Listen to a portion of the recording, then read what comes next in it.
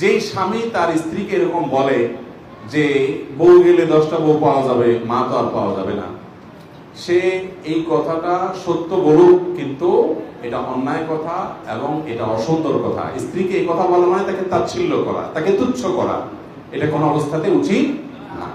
স্বামী স্ত্রী একে অন্যকে সুন্দরভাবে কথা বলতে হবে, সম্মান দিয়ে কথা বলতে হবে। আল্লাহ কোরআনে বলেছেন ওয়াশিরুহুন্না বিল মারুফ, তোমরা তোমাদের স্ত্রীদের সাথে বসবাস করবে সুন্দরভাবে, অসুন্দরভাবে না। আপনি এটা বলার মানে তাকে ফেলনা বানায় দিলেন না, ফেলনা বানায় দেওয়া যাবে না।